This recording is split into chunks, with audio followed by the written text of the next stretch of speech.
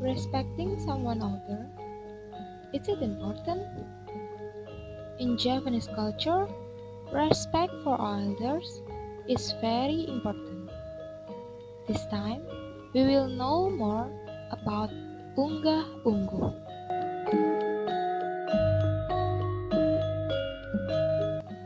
Unggah Unggu is a combination of two words, the word Unggah and the word Unggu. The word Unggah in the Japanese dictionary is interpreted the same as the word Munggah, which means to go up or climb.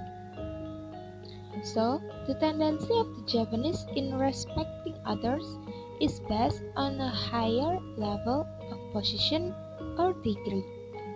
While Unggu, with the Japanese language level Ngoko, which means located, appropriate, and suitable according to its characteristics.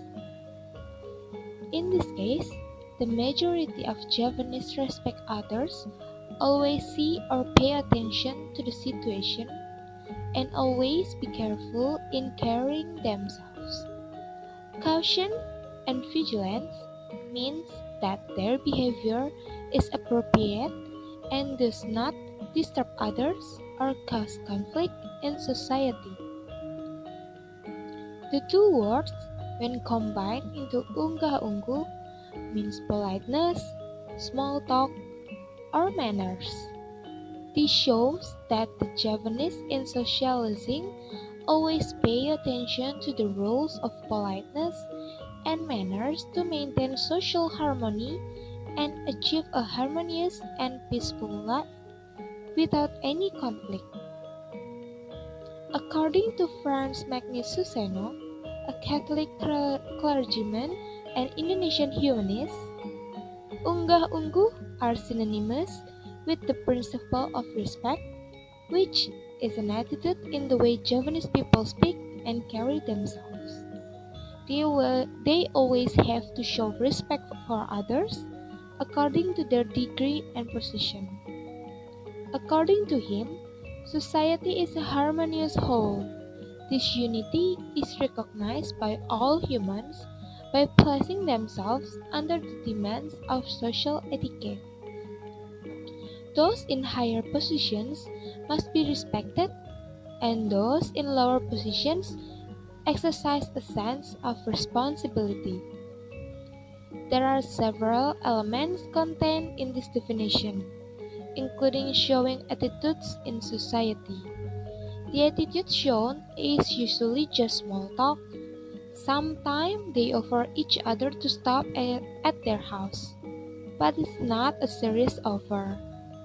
This is shown by the Japanese to foster a sense of harmony and intimacy with each other. In Unggah Unggu, choosing the right language to communicate is very important. In Japanese, there are three main levels used in language. The first is Ngoko, the second is Matyo, and the third is Kromo. Ngoko is a low level of politeness used by the king towards ordinary people, as well as parents to their younger children. The higher level of Ngoko is Matyo, which expresses medium-level politeness in language. Madyo is usually used by people of the same position or age. The next level is Kromo, which states the highest level of politeness in language. This high level of politeness is usually used by ordinary people toward the king and royal officials, or by young people towards older people as a language of expressing respect.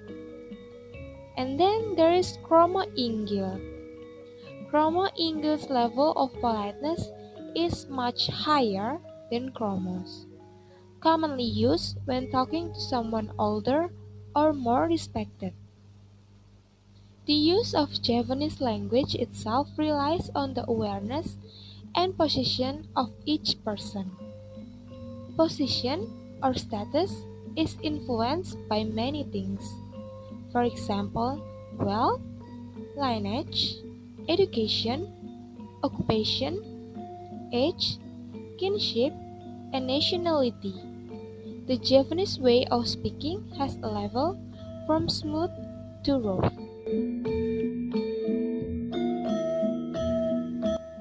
Another subtle attitude embodied by the Javanese is the subtlety in relationships.